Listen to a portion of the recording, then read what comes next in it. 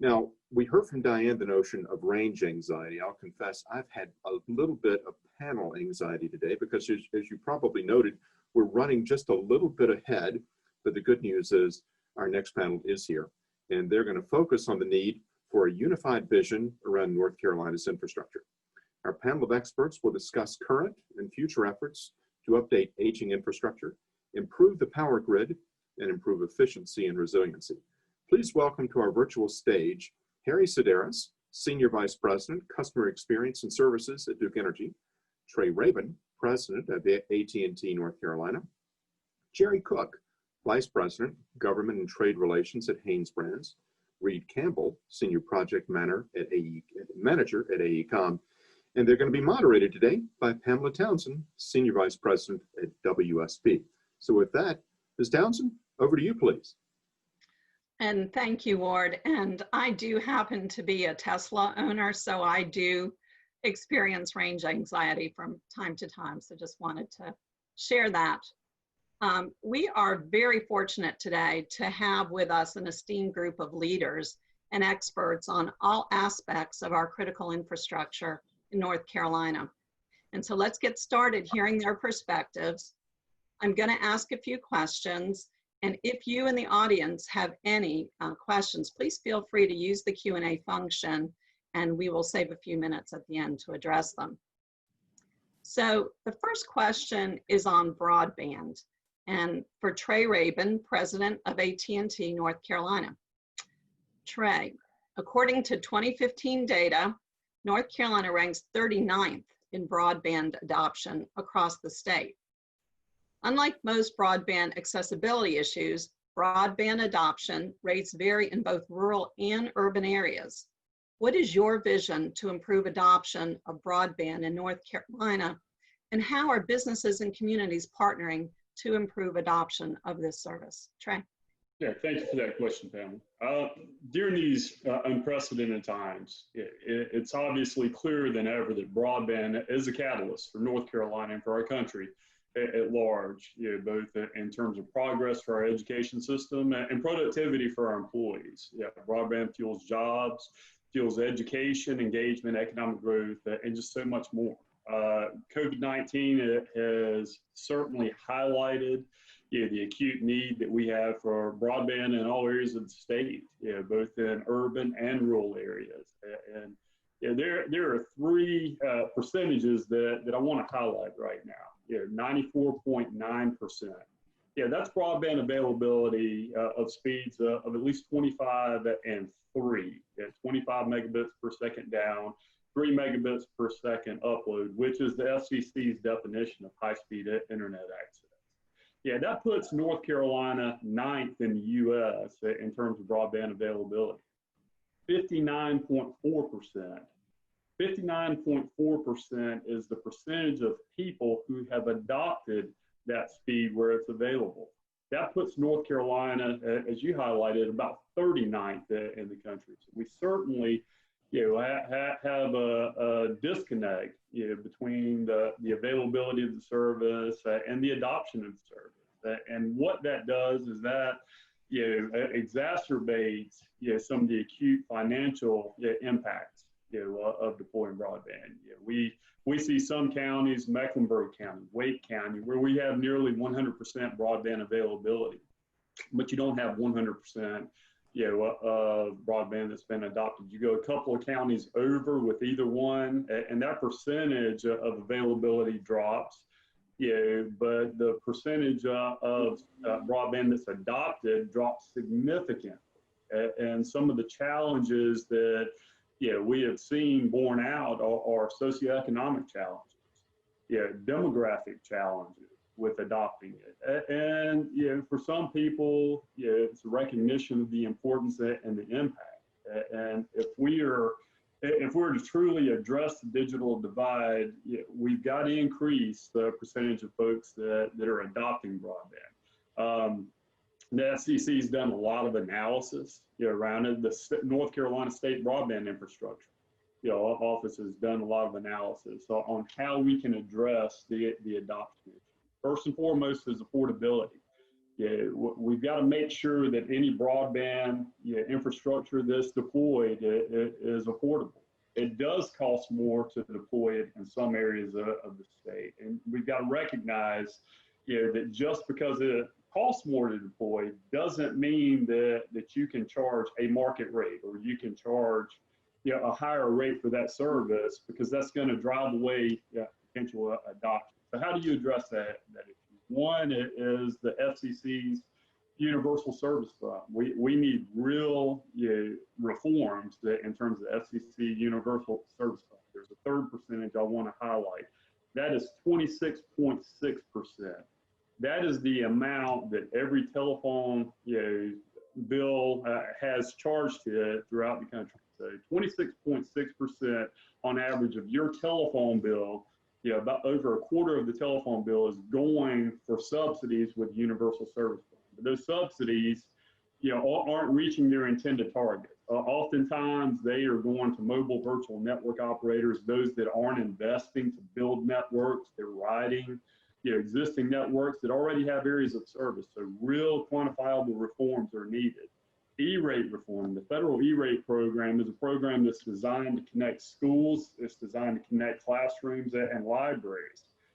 Right now, we're not seeing students in schools, classrooms, and libraries in the current pandemic, but funding is still tied to the schools, libraries. We need to find a way to get funding to where it's needed most for those students who maybe need access to mobile hotspot technology, need access to community Wi-Fi. And so there are real opportunities for reform from a policy standpoint. There are opportunities for education and outreach in the communities to identify some of those barriers that communities may have to adopting the service. Thank you, Trey. Very insightful.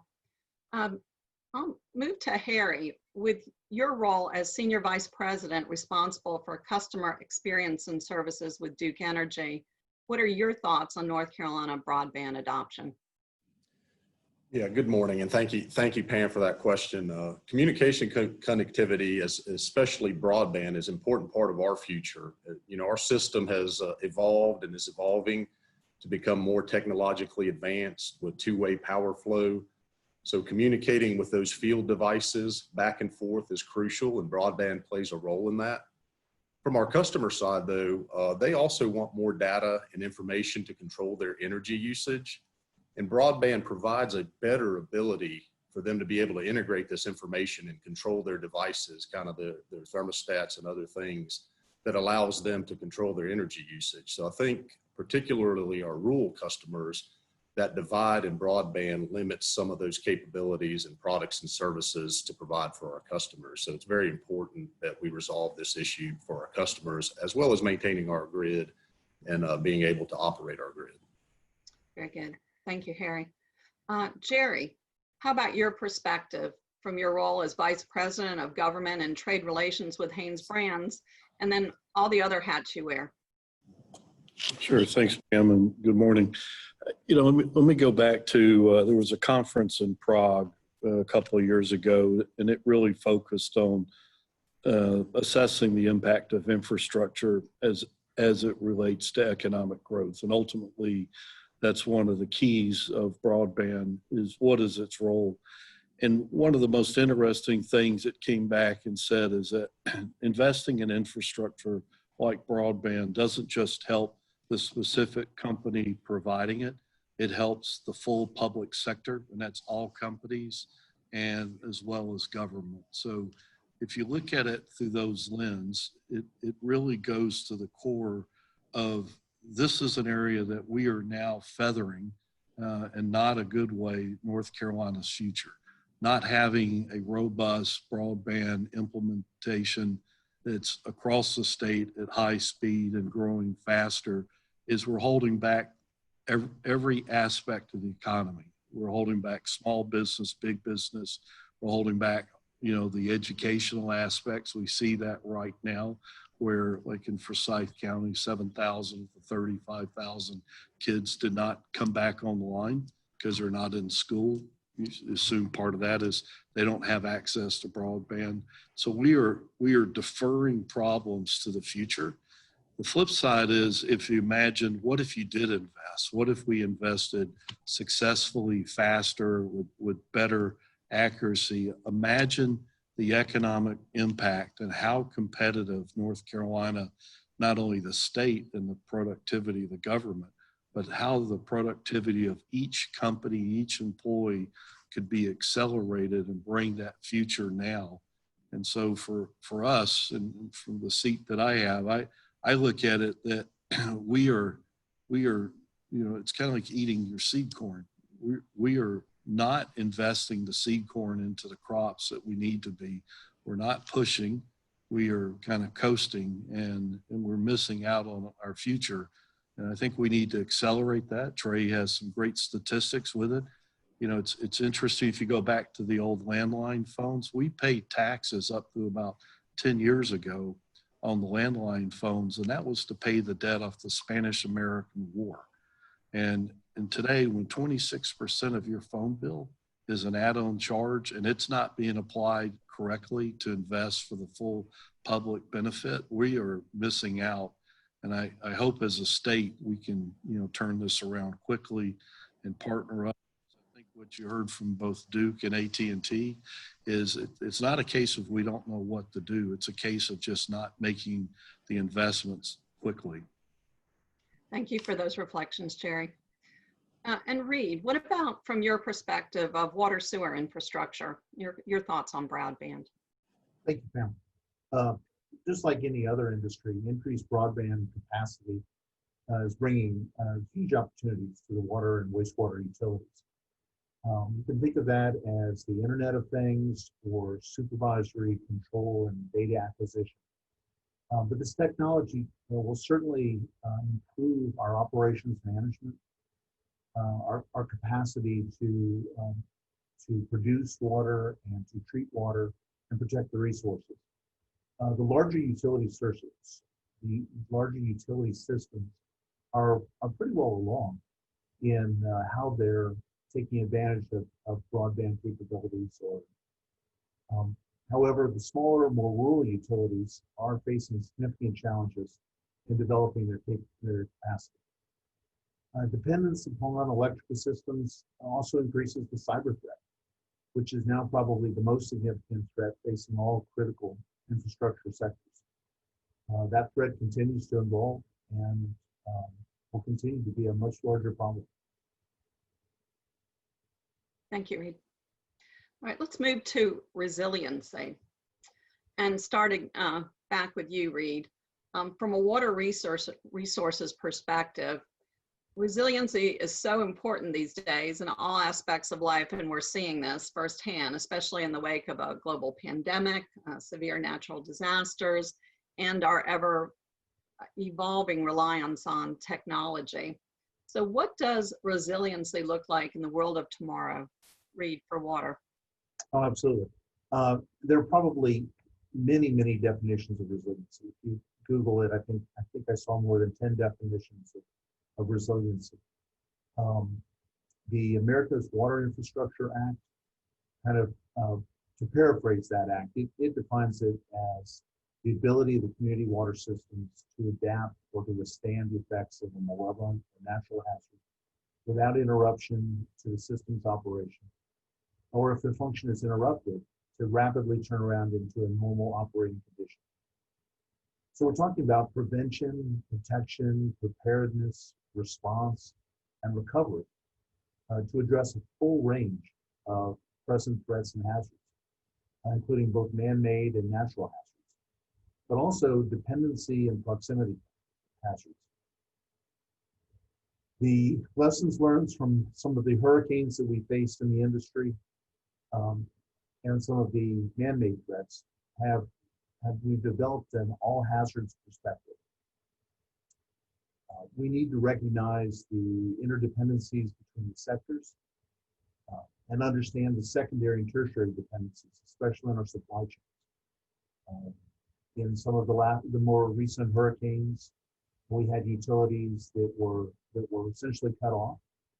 Their supply chains were also isolated. If your fuel provider can't pump into their trucks, then they can't bring fuel to fill your generators. So your contracts with that fuel provider then become meaningless. We need to be looking at those supply chains. Utilities are also joining together for mutual aid. NC Water Warn is a really good local example of our statewide mutual aid pact. These aid agreements establish the expectations, the terms, and conditions for members to both ask for and provide assistance to other utilities across the state. Those are some of the key areas in our industry right now. Thank you, Reid. Harry, what does resiliency look like going forward in our energy infrastructure? Yes, resiliency is very important to us. Obviously, our product electricity is vital to powering the lives of our customers and our communities.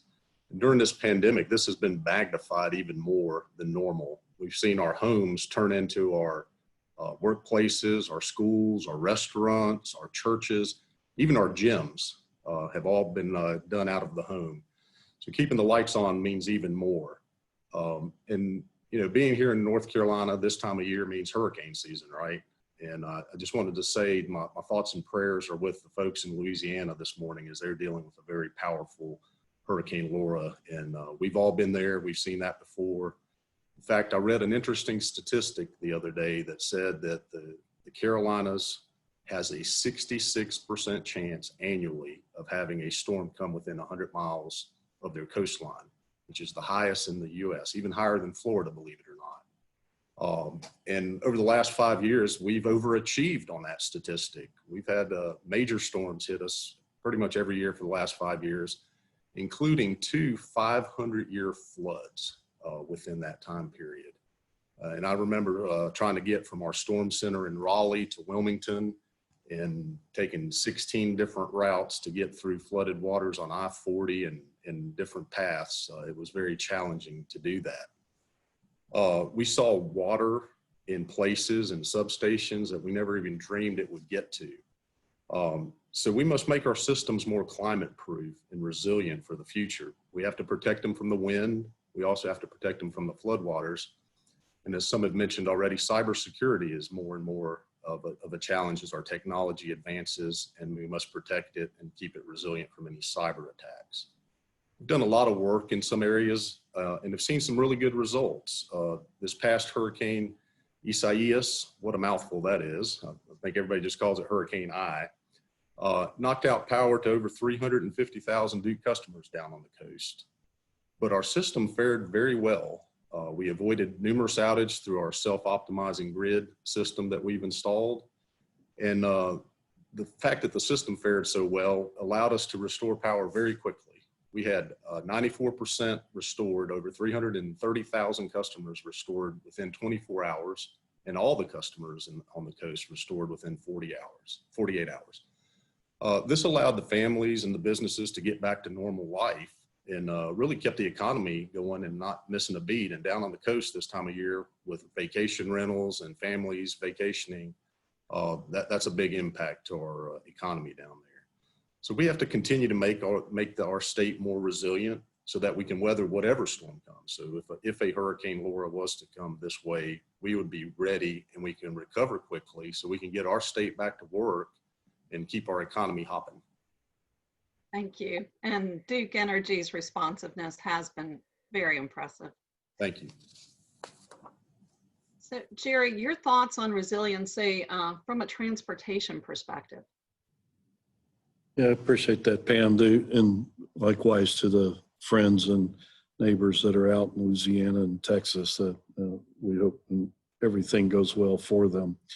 You know, when you look at resiliency as in the transportation network, one of the things is it's about how to recover, and it's both recover the chaos, but also regain back the normal cadence that you had beforehand, so growth and economic activity can occur. You know, Pam, your company, you and SEPI particularly, are a good example of the importance of having firms like that in North Carolina, one, so that what you do design and build has the capacity and the forethought, because if you don't build it in the beginning, you're not going to get it afterwards. So that planning The second is, I think the state legislators did a wonderful job several years ago, led by the chamber, and that's to build out the STI project. And it's a resilience that people don't think of, but it's the ability to predict the future, because the two things we know is the future is inherently unknown. And so how do you design and plan for that? It's very important. And one of the pieces is that I would give as a shining example is the ports in North Carolina. They're right there, as you know, I heard you talk about, you know, storms coming up. They have constantly reinvested, put together new management teams, new cranes, new procedures. And this last storm that came through, they were down for only about 12 hours. And that was just securing freight and then open right back up. And so having the ability to, one, understand when things begin to fail, to identify it and stop it before it cascades through the whole system. And then have the ability to bring, after the storm or whatever it is that's caused the failure, to start bringing it back up. And at the same time, to have an execution team that gets you back focused. And you know, Duke is certainly a company that's gone through that and constantly redesigning. I give Trey's company, AT&T, the same thing, that communication, having generators on cell towers, having the ability to predict. But the other is also as a state and as a people is, let's not forget, one of the most important things is for us to be demanding. And we need to demand the ability to have a future that's better than today, and then push and have systems in transportation that can support the future. And the example that I'll close on is e-commerce. It used to be you ship to a customer a large tractor trailer load of product. Now you're shipping to people who expect when they press a button, they want whatever they pressed and asked for to be delivered in the same day, where in many cases they may not go to a brick and mortar the same day and pick it up, or several. So you've got this complexity in the marketplace. And some of the highways, we've done a great job of expanding.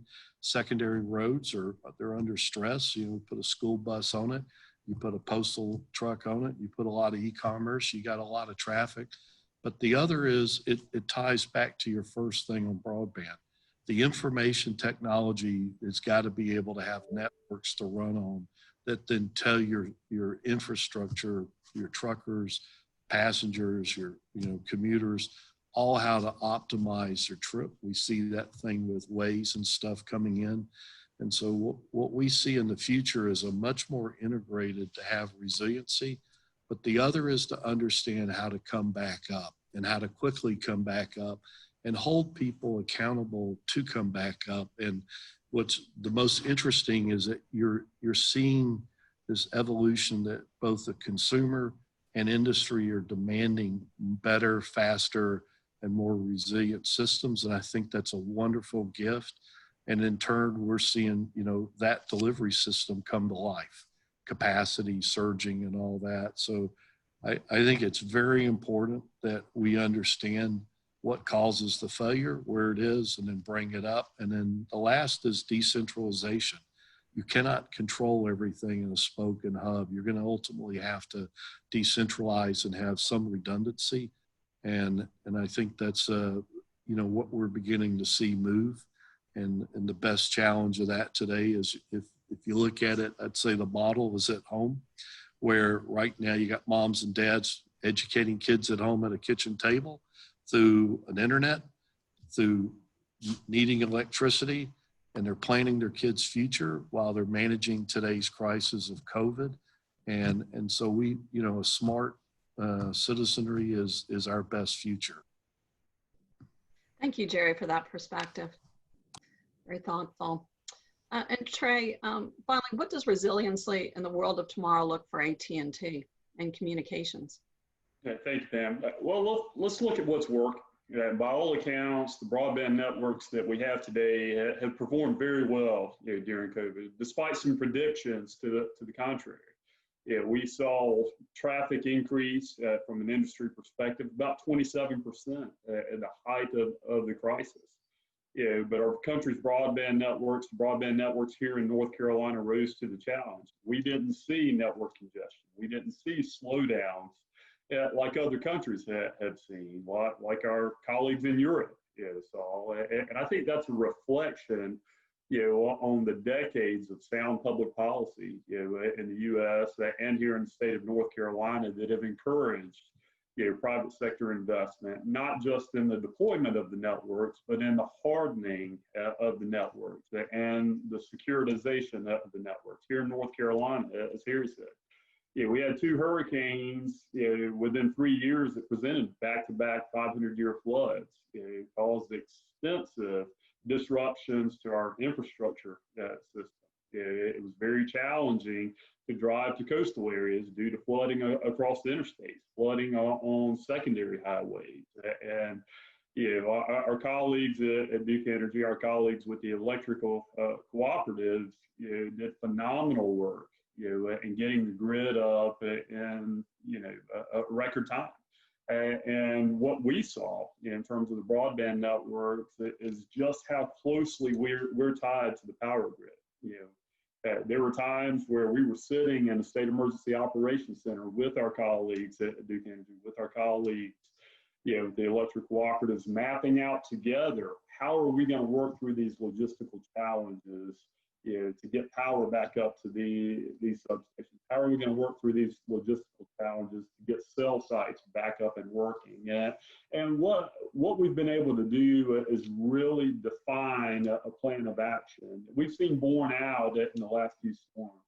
And as a result of that, we at AT&T have been able to maintain our network at over 99% reliability in the face of significant storms, in the face of a pandemic. And that's because we've been focused on the core infrastructure needs, focused on network resilience. And one thing that both Harry and Jerry touched on is the need to have secure networks. We are facing real world threats. We're facing domestic threats. Sometimes we're facing institutional threats to the network. And having a hardened, fortified network is critical to our country. One of the things that AT&T has been involved in is the development and deployment of FirstNet, which is a next generation wireless broadband network that is being purpose-built for first responders, both for public safety, for fire, for healthcare, for our electric utilities, to ensure that no matter what's going on in the world, that they have access to that wireless broadband technology that they need, so that they have access to the data, real time. There's no latency, there's no disruption, and those are the types of things as a company that we're focused on. We've been focused on it for the last decade. We're going to continue to maintain our focus because of the importance of broadband and the core infrastructure that we rely on. Yeah, thanks, Trey. It's interesting to hear about FirstNet. I think that's what you called it. Yes. That's great. All right, let's turn now to the overall role of infrastructure and go back to Jerry. What do you believe, Jerry, is the role of enhancing infrastructure in the economic development of the state? I think the most important thing is infrastructure, has to make the state more competitive. And that's not just the public sector, the private sector, the individual, the citizen, the family, and the business. And I think when you look at what we've done, if you go back 100 years and go forward, things like investing in electricity, investing in roads, investing in water and sewer, improving the health, and then move forward, with things like broadband. It is very important as a state that we are leaning hard and pushing hard for smart investments, because if you pause, and it's a little bit dangerous right now, you're beginning to see states that are wanting to borrow money just to cover their spending operations. And if you're going to borrow money, our argument would be that money should be borrowed to make smart investments. Go manage your spending against your expenses, but that investment, we need to be making very big investments in our future. And that's not borrowing money to spend to cover our spending for today. It is extremely important right now. You saw this coming out of the 2008. Those states and those companies that were making investments during that dearth of economic activity, they came out very strong. Those that are companies that are doing that right now and reinvesting and redesigning and moving forward are going to be the winners. And North Carolina has an extreme opportunity to move to the front of the pack, to really leverage, because the nice thing is that the Prague study came back and said, when you invest in roads, broadband, electricity, water, and sewer, it doesn't just help one, it helps the entire state, the entire public model. So we don't have to worry about benefiting just one group or one entity. We now know from those studies that it's a benefactor all the way across the board. And it ultimately leaves us in a more competitive place. And whether we like it or not, if you're not competitive, if you're not the number one or two in your industry, you're probably not going to be there in the future. And you know, we have the opportunity, like Walt Disney said, we can make our future. If we don't like it, then we can invest to change it. Very good, thank you. Reid, your thoughts on infrastructure as a catalyst for economic growth? I completely agree with Jerry on the need for smart investment. We're a relatively water-rich state, and that provides us with a competitive advantage. Investment in water and wastewater infrastructure supports industrial, commercial, and residential growth. Take, as an example, take the craft beer industry in North Carolina, Asheville, or the Triangle, where utilities can provide quality water in the quantities needed and can treat the associated wastewater. The industries thrive.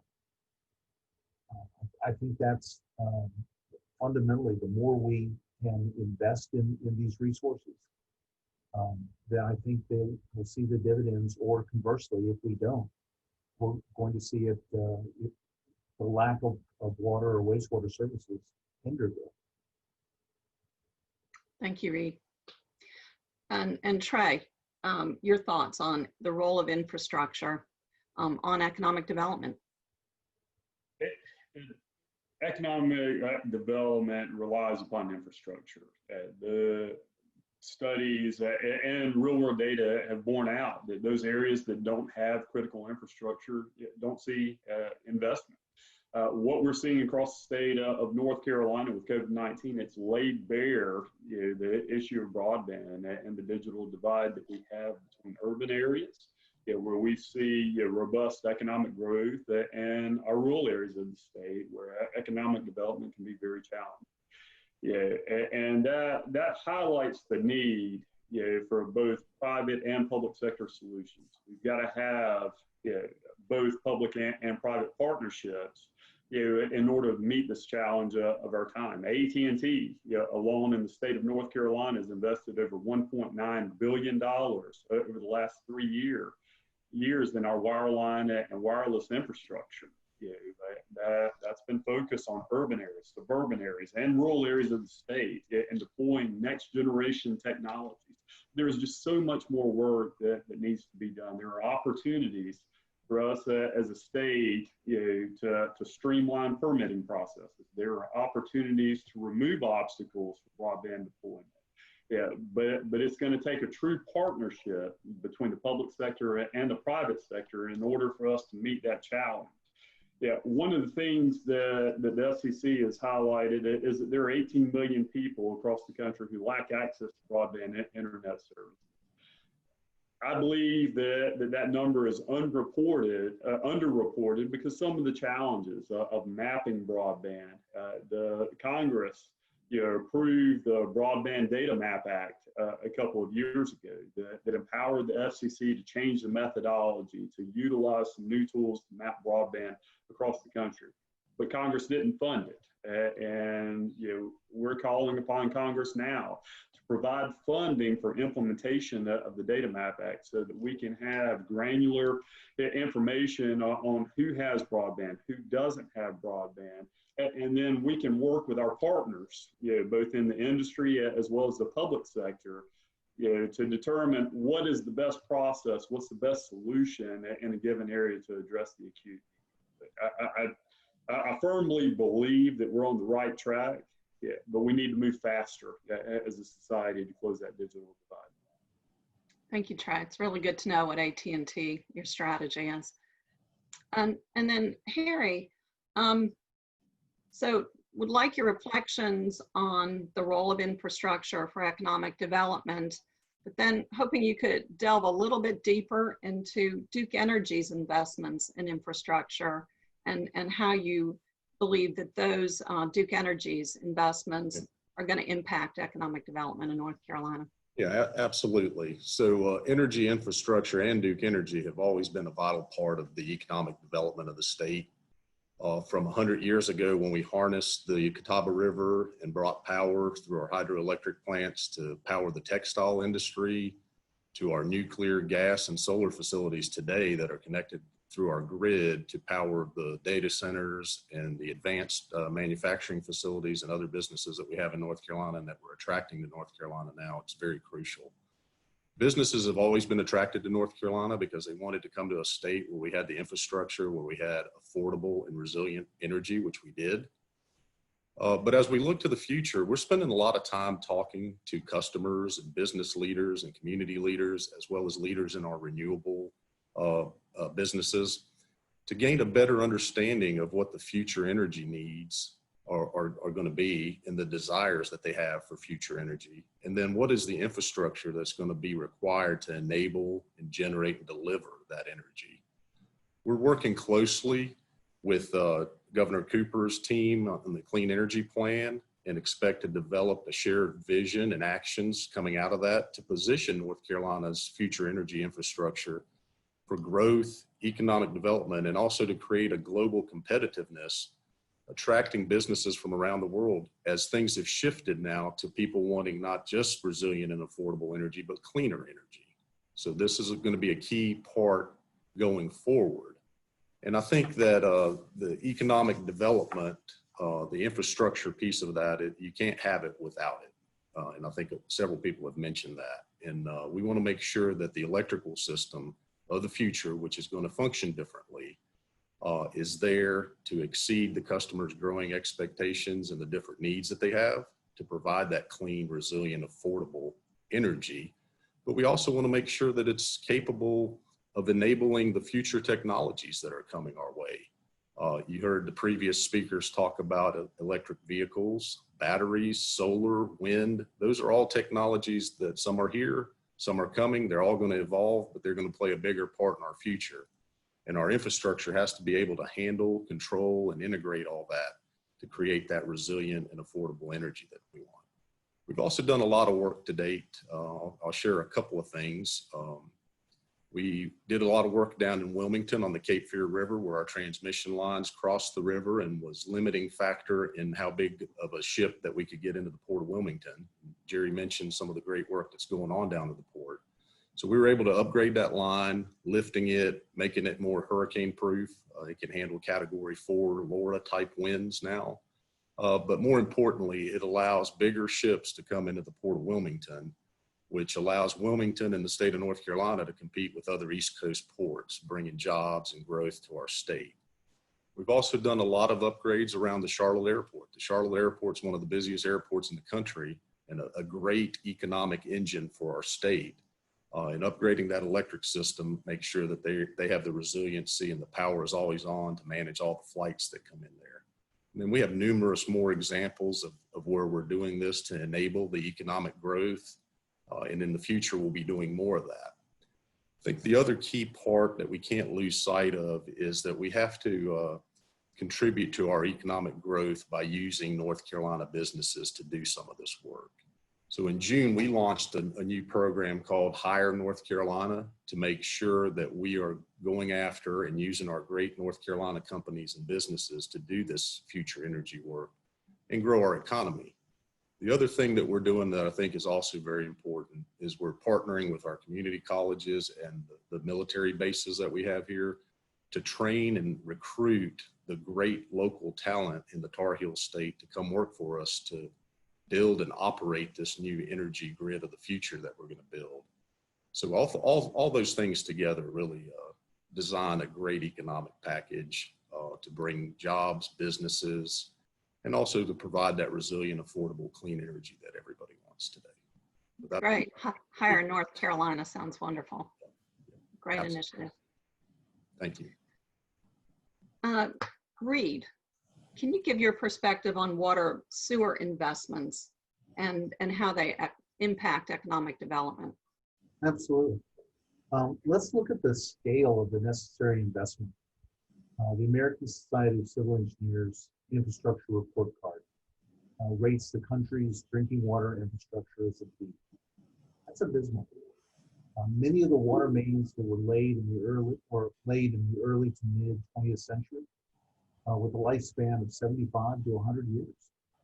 There are an estimated 240,000 water main breaks every year in the United States. That's wasting over 2 trillion gallons of treated drinking water. According to the American Water Works Association, an estimated $1 trillion is necessary to maintain and expand service to meeting the needs for the next 25 years. On wastewater, there's a kind of a similar story. Wastewater received a B+ on the report card. The nation's wastewater treatment plants are the most basic and critical infrastructure systems protecting public health and the environment. Centralized treatment systems will require $271 billion over the next 2 decades to meet the current projected demand. We really need to be making those investments into our infrastructure in order to see the improvement in development or just basically protect human health and the environment. Thank you, Reid. And before we move on, I think we've got a couple of questions from the audience. Just wanted to open it up to Trey and Jerry with any kind of final thoughts on your particular industry and investment in economic development in North Carolina. Yeah, Pam. Thank you, first of all, for moderating this panel. On behalf of AT&T's 5,000 employees who have called North Carolina home for over 140 years, we're excited about the future of the state. We're excited to be a part of that future. As I highlighted earlier, we've invested $1.9 billion over the last 3 years in core infrastructure in North Carolina. That's translated to about 3.6 million strand miles of fiber across the state. From Murphy to Manio, from the Virginia line down to the South Carolina line. And what that means is that we are well positioned if we're able to resolve the last mile connectivity issue to take a giant leap forward in terms of the state. With the deployment of FirstNet, we're positioning a next generation wireless network for our first responders.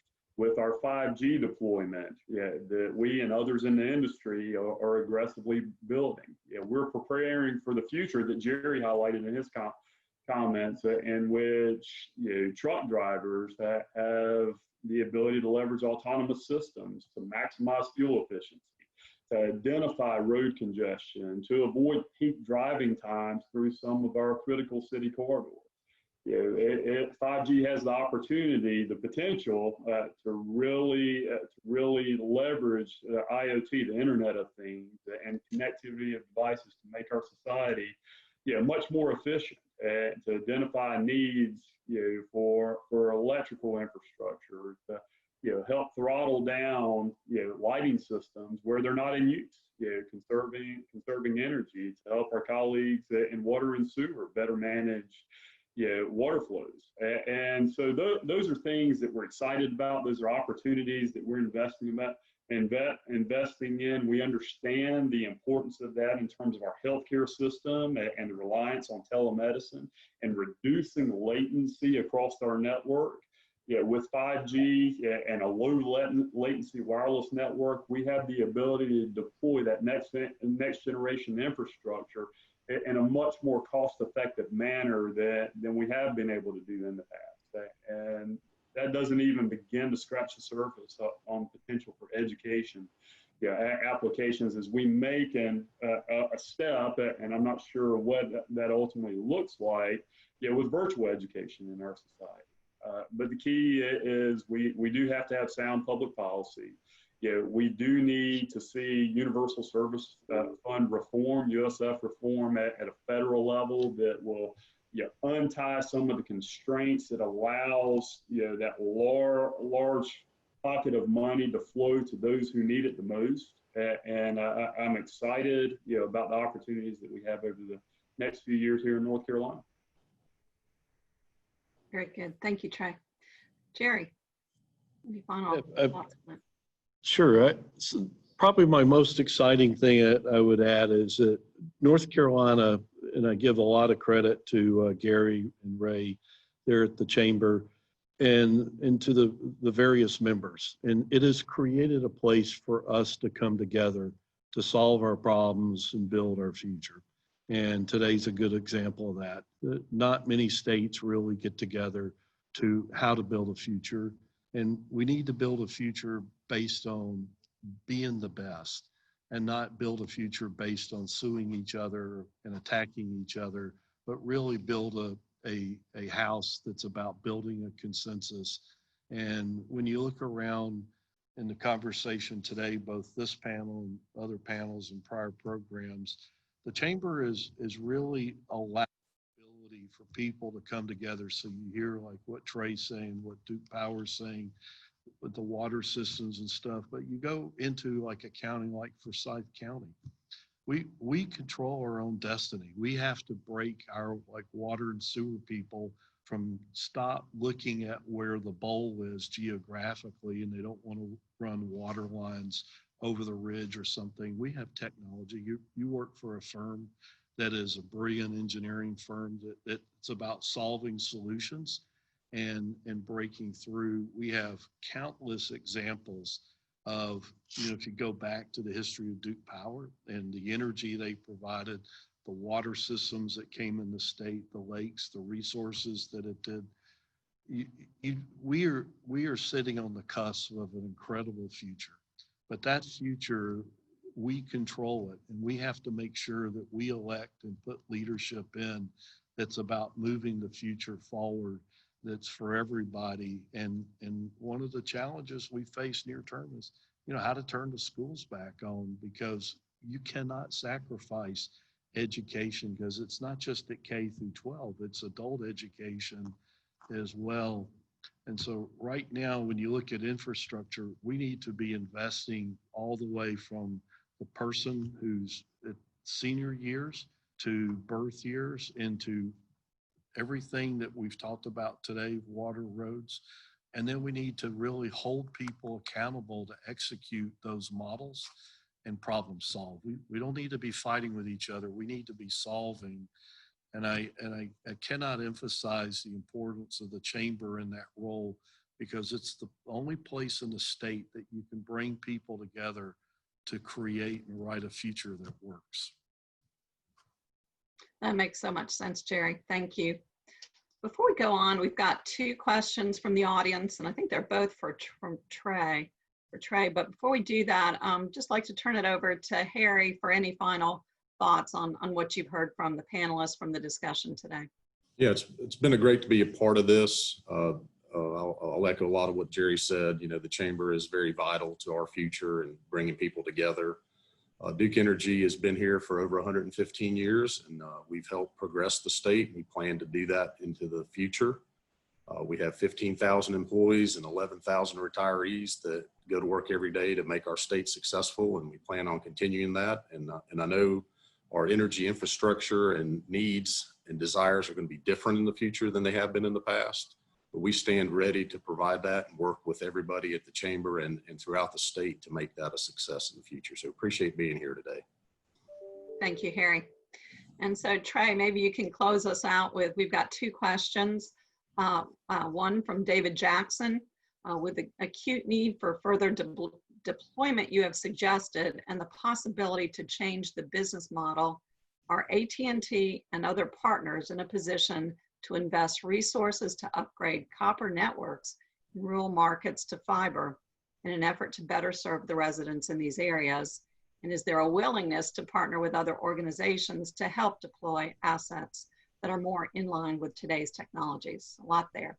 Trey. Yeah, that's a very deep question, David. Thank you for the question. You touch on one of the more significant economic challenges that we face, and that is maintaining, a legacy copper network that doesn't serve the needs of tomorrow, in terms of the need for high-speed internet access infrastructure, but you want to ensure that no one's left behind. You do have some folks that are relying on that legacy copper network for landline services, for remote monitoring services of healthcare applications. So you have to have a very thoughtful approach, as you replace that with a fiber optic network. We've had a team within AT&T that's focused on that very issue, and I'm sure that our colleagues elsewhere in the industry are focused on that very issue, because the economic reality is every dollar invested in the legacy copper network is a dollar less to be invested in next generation technology. And so we've got to make that transition to a next generation network, whether it's fiber or whether it's a 5G high-speed wireless network. We've got to do that in such a way that we're not leaving folks behind. We are taking a very methodical, thoughtful approach to doing just that. And there are some areas of the state, where we've been able to converge from a copper network to a fully functioning fiber network that's replaced that copper network. And I think you'll see more of that in the future, as we make this transition to next generation high-speed technologies. And fiber may not be the ultimate solution in some areas of the state. High-speed wireless, next generation wireless infrastructure, may be the solution that makes the most sense. Thinking of some of the harder to reach areas of Western North Carolina, that can be very, very challenging to deploy fiber. Well, if you can get a comparable solution with wireless and you have line of sight, in a given area, perhaps it makes more sense to deploy fixed wireless or 5G infrastructure in those areas. Of course, you do have a tension with view sheds, and oftentimes, that's a challenge that we have to work through with local governments and from time to time with the U.S. Department of Interior. But that's a commitment that AT&T has made in taking a very thoughtful approach to upgrading those networks, those legacy copper networks, fiber networks where it makes sense, or ultimately replacing them if warranted with wireless networks. That's where the future is for our industry. That's where the future is for our state. And it's a key driver that we're committed to being a part of the solution. Very good, thank you. And a corollary question from Sally Russell, thought on the need for more cell towers versus laying the fiber or copper? And if the answer is yes, are they privately funded in general around North Carolina? Yeah, so there is a need for more wireless infrastructure, more towers, both macro towers, the larger towers that you see, as well as small cell deployments. 5G relies in large part on small cell infrastructure, densification of our wireless networks, meaning we bring the cellular infrastructure closer to the users so that they can get faster speeds, send bigger blocks of data with lower latency. Latency is the amount of delay in a network.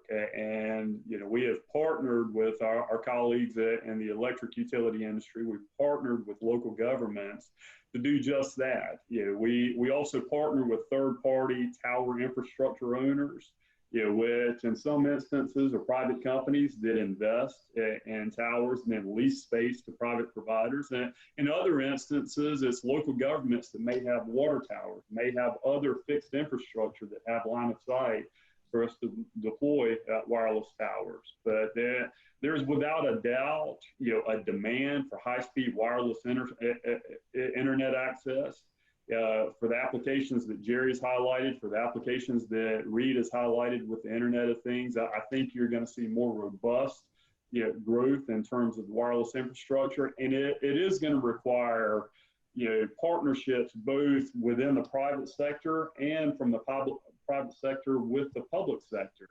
to address the challenge that we have before us. Yeah, and do you see that there is a feasibility to lay fiber along the highways when we're constructing and renovating roads? Have you worked with So our we DOT? have partnered with local governments. We have partnered with North Carolina Department of Transportation. We've partnered with US DOT, to identify opportunities for dig once. I believe that's what you're referring to when there's road construction taking place, so there's new highway being deployed, deploying the infrastructure where we have infrastructure planned makes a lot of sense. It's certainly less disruptive and much more cost effective. Yeah, I think that's a good question. Harry, and Jerry, any reflections on that? Public-private. I think we have to really rethink, what we think is a public space and go back to, unleashing private enterprise. I think state governments and community governments need to get out as many services as possible and release those back to private enterprise.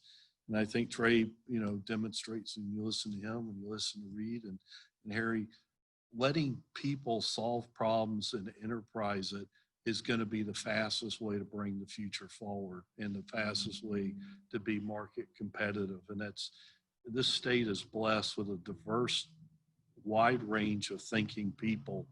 And if you just have it in a state government or one part of the whole enterprise, you're forfeiting the energy and the opportunity to solve things better, faster, and more economically. Thank you, Jerry. Harry? And Pam, I would agree, and I think there's lots of opportunities for collaboration, and I'm very hopeful that all the businesses that do business in North Carolina can work together. We have a lot of infrastructure that we can do a lot of things, and we have done a lot of things to help some of the small cell and 5G technology, and I think we can do more, and we can partner together to really reduce that cost for folks and also give the state what it needs to make it competitive in the future. Very good. Well, I think we're at an end here of questions, and I just want to thank each of you panelists for your tremendous insight on our topic today. And I really do believe we're in good hands for North Carolina through your leadership and all the aspects of infrastructure. So thank you very much for your time and participating, and thank you to the North Carolina Chamber for hosting this. And with that, I'd like to turn the panel back to Ward.